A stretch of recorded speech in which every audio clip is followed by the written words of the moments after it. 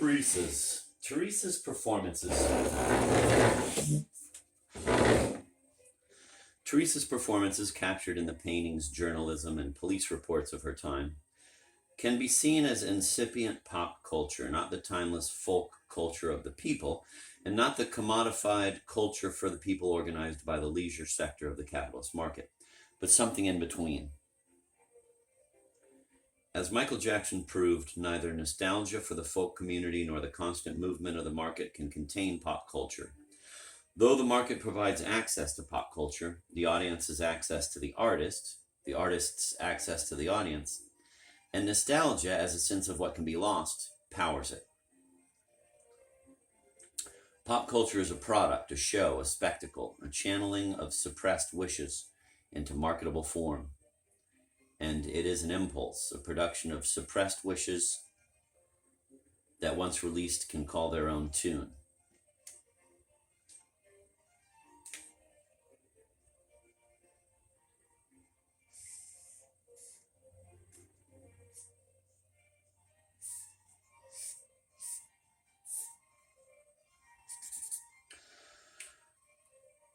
In other words, Clark's, producing the popular is a risky business. What begins as a process of control and containment is too often liable to end up in mob rule. That is the case because the popular is not simply a commodity made from dead, obedient materials. Here a phrase, there a value, waiting to be worked over and decently represented. It is something done with actual violence to resistant forms of life. And those forms survive in Teresa's chorus and the audience she appeals to. They are always capable of recapturing the apparatus of production. In producing the popular, bourgeois society produces its opposite, the rabble. And for the most part, it manages to make that opposite into an image, one withdrawn or provided at opportune moments. Yet the image itself is inimical to everything the bourgeoisie most believes in, and its effects cannot be calculated as accurately as that class would wish. There is always the chance that a line or a phrase will be used by the singer to enforce fleetingly the kind of attention, the kind of collective vehemence that Voulotte and the censor fear. In 1967,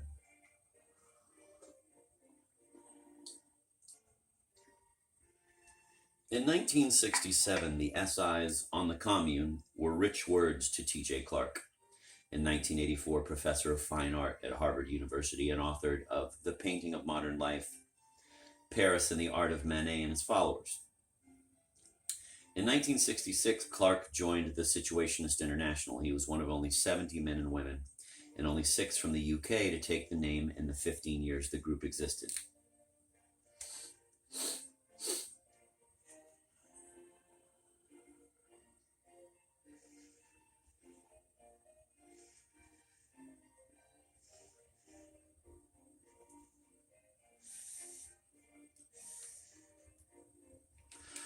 Unlike earlier books Clark wrote on art and politics, The Painting of Modern Life was explicitly situationist. He based much of it on the notion of spectacle. Unlike most of those who were using the concept in 1984, he credited its theorist. If once or twice Clark said, "My use of the word carries a faint whiff of Debord's chiliastic serenity,"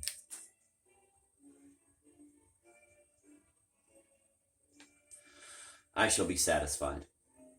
Clark and Debord had been comrades once. Excluded, expelled from the group in 1967, Clark had not spoken to Debord for almost 20 years. Still, his book was a continuation of the work of a group that had effectively ceased to exist after the success and failure of May 1968, an event in which the group's theories and prophecies were at once realized and dashed. Clark's book was, as a fragment, a recovering of ideas 20 years gone, and yet as a work of history about a time 120 years gone, the distance of its subject often seemed merely formal. There was in the book a quiet sense of a trouble that could come at any time, as if the Sex Pistols had had their effect on Clark, as the SI had on the Sex Pistols. Transposed as a negative, Clark's judgments on the popular artist, on the possibilities inherent in the performance of an 1860s cafe singer, can be read as a version of the ambitions that the Sex Pistols began taking into London nightclubs in late 1975. And then they are not only judgments, they are also a version of what actually happened. Such a version of what actually happened can advance the cabaret as a place where the conviction that, quote, I am nothing and I should be everything, end of quote, takes shape.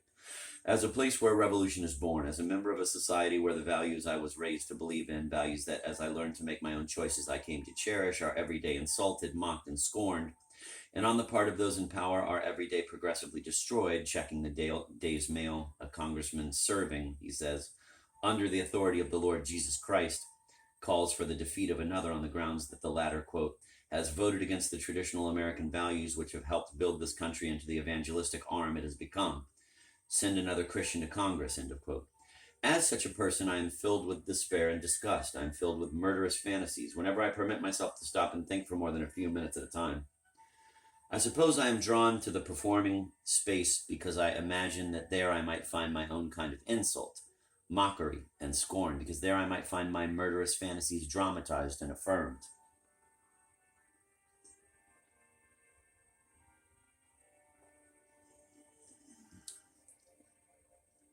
But I am also drawn to it because as a laboratory of change, it seems as good as any other, because I have found out that what is said there is sometimes said with more clarity and more mystery than what is said anywhere else.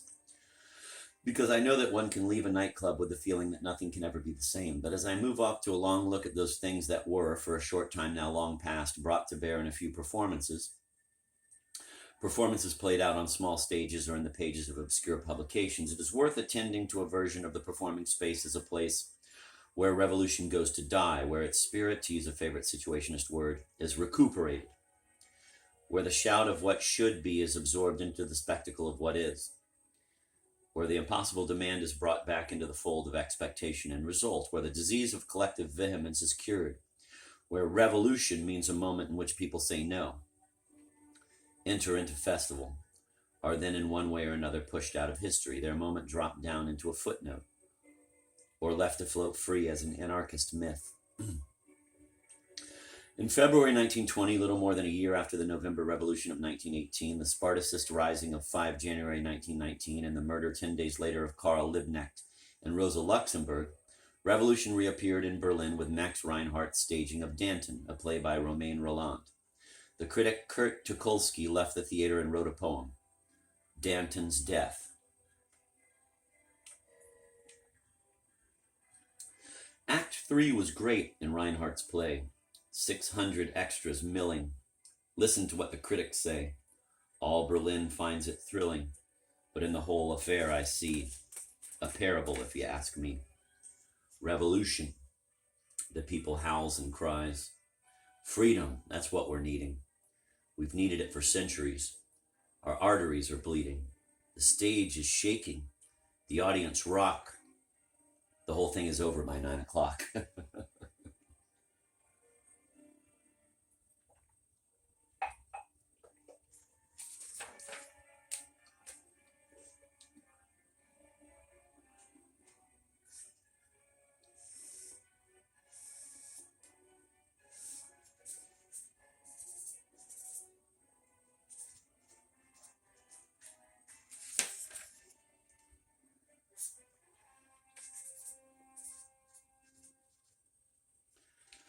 Version 2, A Secret History of a Time That Passed.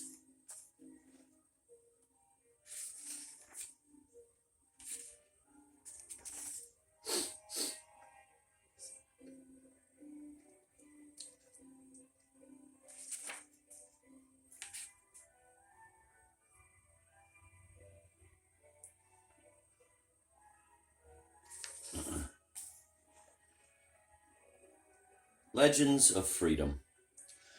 In December 1957, Guy Ernest Debord, born in Paris on 28 December 1931, produced a book he called Memoirs. He didn't write it. He cut scores of paragraphs, sentences, phrases, or sometimes single words out of books, magazines, and newspapers. These he scattered and smeared across some 50 pages that his friend Asger Jorn, a Danish painter, crossed and splattered with colored lines, blotches, spots, and drips. Here and there were photographs, advertisements, plans of buildings and cities, cartoons, comic strip panels, reproductions of woodcuts and engravings. These too scavenged from libraries and newsstands. Each piece as mute, all as estranged from any informing context. The whole is much like glossolalia, as the spectral text.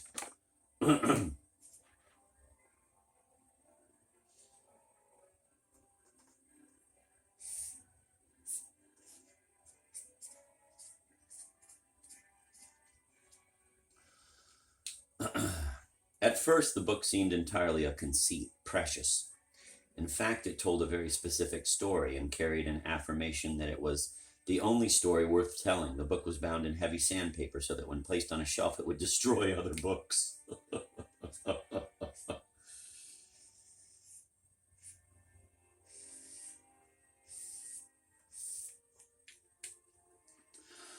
The story had to be pieced together, and then, as one followed up its clues, deciphered according to where it had come from and where it meant to go, made out of detritus, so apparently random in its organization, it communicated as detritus.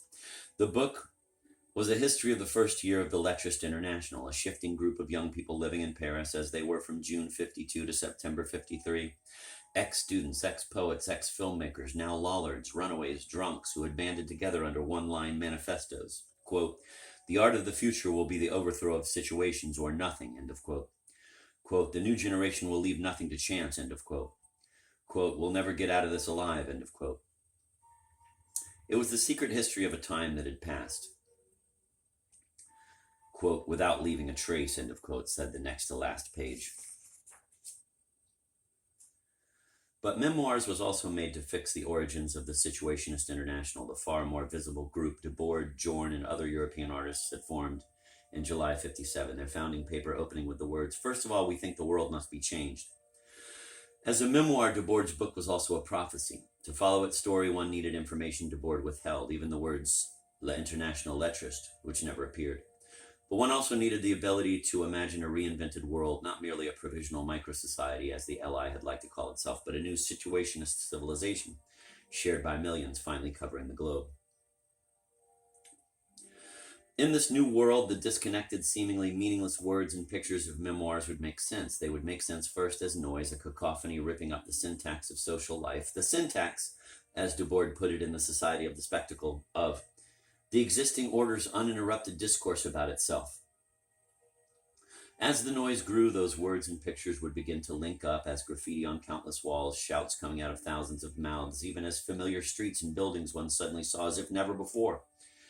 And then, with the old syntax broken, these things would make a second kind of sense. They would be experienced not as things at all, but as possibilities. Elements of what Debord called constructed situations. These would be, quote, "moments of life concretely, deliberately, and freely created," end of quote. Each one, quote, "composed of gestures contained in a transitory decor," end of quote. The gestures, the, quote, "product of the decor and of themselves," end of quote. In turn producing, quote, "other forms of decor and other gestures," end of quote. Each situation would be an, quote, "ambient milieu," end of quote, for a, quote, "game of events," end of quote. Each would change its setting and allow itself to be changed by it. The city would no longer be experienced as a scrim of commodities and power. It would be felt as a field of psychogeography. And this would be an epistemology of everyday time and space, allowing one to understand and transform, quote, "the specific effects of the geographical environment, consciously organized or not, on the emotions and behavior of individuals," end of quote.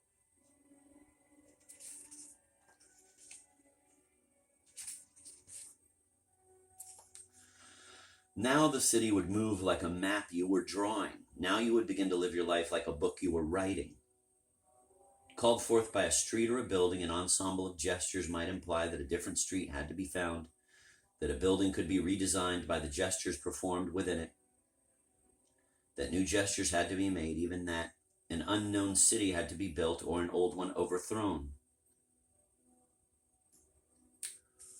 Quote, "One night as evening fell," end of quote, Raoul Vaneigem wrote in The Revolution of Everyday Life, quote, "My friends and I wandered into the Palais de Justice in Brussels. The building is a monstrosity, crushing the poor quarters beneath it and standing guard over the fashionable Avenue Louis, out of which someday we will make a breathtakingly beautiful wasteland. As we drifted through the labyrinth of corridors, staircases, and suite after suite of rooms, we discussed what could be done to make the place habitable. For a time, we occupied the enemy's territory. Through the power of our imagination, we transformed the thieves' den into a fantastic fun fair, into a sunny pleasure dome, where the most amazing adventures would, for the first time, be really lived."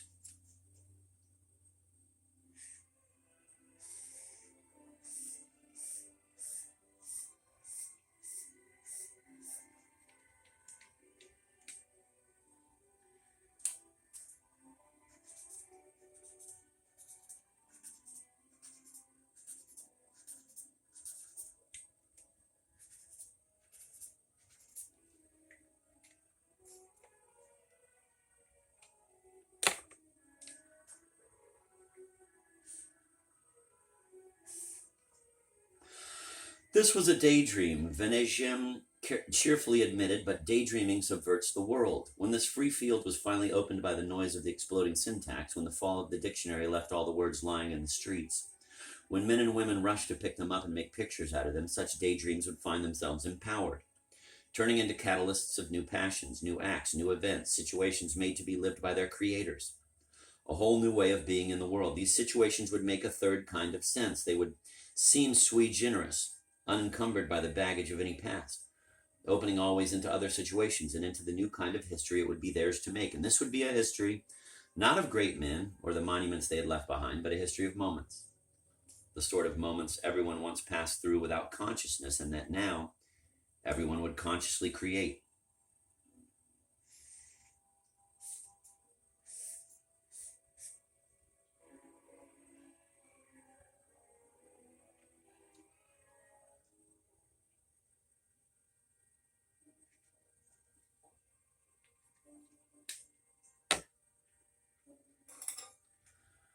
As Debord told the tale in Memoirs, this story was itself sui generis. Earlier variants were present in his pages, from the Surrealists' discovery of urban magnetic fields in the 20s to Thomas de Quincey's wanderings through London in the early 19th century, back even to the carte de tender map of feeling of the 17th century Précieuses, but as blind baggage, which means sealed book. That was what the past ought to be, Memoirs said, would be if the unidentified young men and women pictured in Debord's pages framed by Jorn's blazing colors could someday supersede dead time. Or had they already done it? Here, as if for the first time, the unnamed band moving from 1952 through 53 was discovering that a world of permanent novelty could exist and finding the means to start it up. These means were two: the dérivé, a drift down city streets in search of signs of attraction or repulsion, and détournement, the theft of aesthetic artifacts from their context and their diversion into contexts of one's own devise. Memoirs, with its meandering crossings and stolen words and pictures, was a version of both. Just as both were art forms that, the LI believed, could not produce art but only a new kind of life.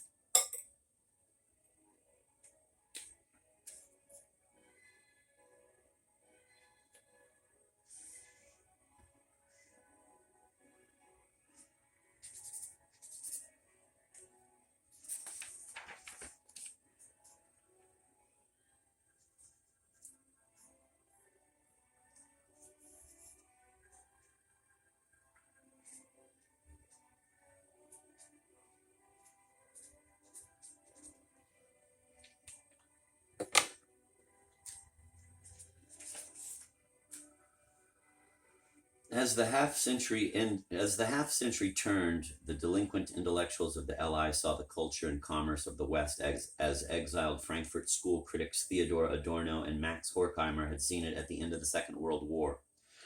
A single system of suffocation and domination, quote, uniform as a whole and in every part, end of quote. As a benign match for the Stalinism of the East, capitalism completed a double reflection, which reduced everything outside itself to a nullity. With the world governed by what Harold Rosenberg called, quote, the power trance, end of quote, art was put forward as the last redoubt of creativity and critical will. The note sounded which echoes of Thermopylae or the charge of the Light Brigade. Quote, what can 50 do, end of quote. Clement Greenberg wrote in 1947 of the New York abstract painters, quote, against 140 million, end of quote.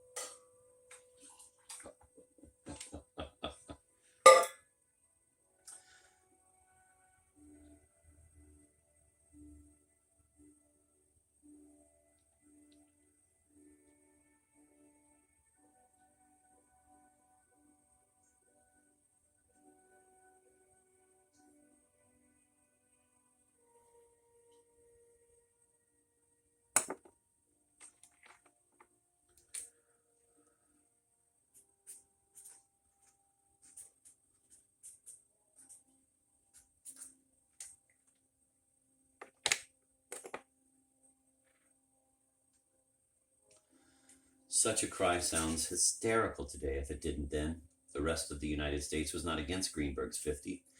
It ignored them, and it had its reasons. The members of the LI had theirs. They had found their affinity in art, and the love of what art promised, and a hatred for where those promises stopped. For the separate and privileged realm society reserved for beautiful, impotent dreams, but even the beauty, they thought, had been alive for 30 years before any of them were born. Somewhere between 1915 and 1925, art burned itself out in a war against its own limits.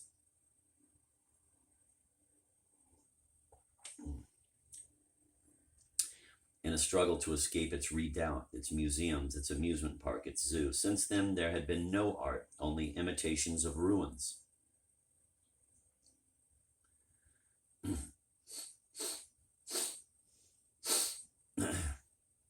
Only imitations of ruins in a dismal yet profitable carnival where each cliche had its disciples, each regression its admirers, every remake its fans.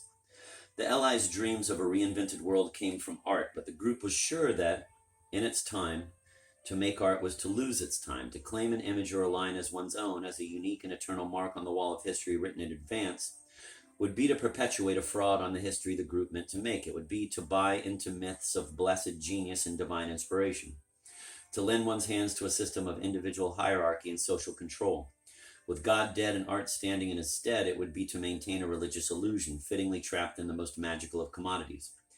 It would be to hold up heaven in a frame instead of pointing to it in the sky like a priest. And what was the difference? To make art would be to betray the common, varied wishes art once spoke for. But to practice détournement, to write new speech balloons for newspaper comic strips, or for that matter, old masters, to insist simultaneously on a devaluation of art and its reinvestment in a new kind of social speech, a communication containing its own criticism, a technique that could not mystify because its very form was a demystification, and to pursue the dérivé, to give yourself up to the promises of the city, and then to find them wanting to drift through the city, allowing its signs to divert, to detorn your steps, and then to divert those signs yourself, forcing them to give up routes that never existed before. There would be no end to it. It would be to begin to live a truly modern way of life made out of pavement and pictures, words and weather, a way of life anyone could understand and anyone could use.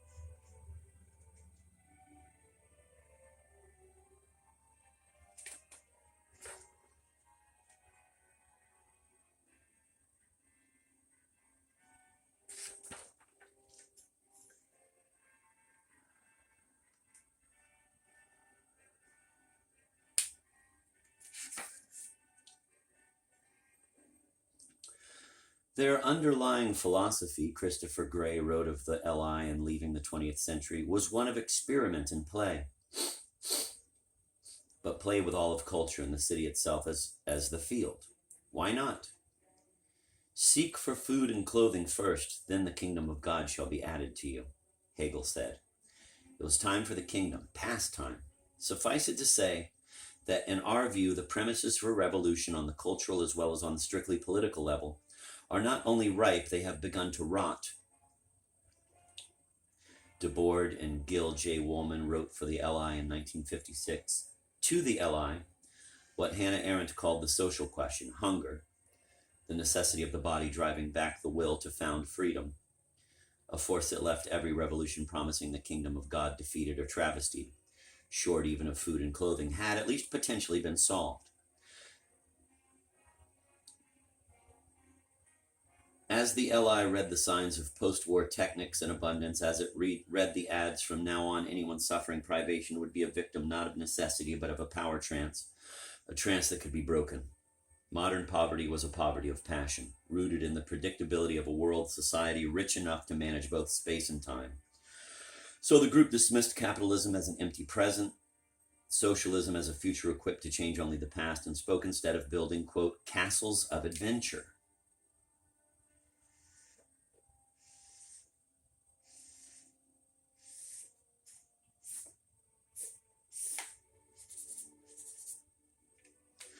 Walking the streets until they were too drunk to know which corner to turn, they tried to drive themselves into delirium in order to emerge with a message of seduction. Thus, in 1953, Ivan Cheglov, 19, wrote a formula for a new urbanism and called on his comrades to create their first city, the intellectual capital of the world, a sort of Fourierist Las Vegas, a surrealist Disneyland, an amusement park where people would actually live, a ville de tendre with districts and gardens corresponding to the whole spectrum of feelings one encounters by chance in everyday life. Constructed realms of romance, confusion, utility, tragedy, history, terror, happiness, death, a city where the principal activity of the inhabitants would be the continuous derive,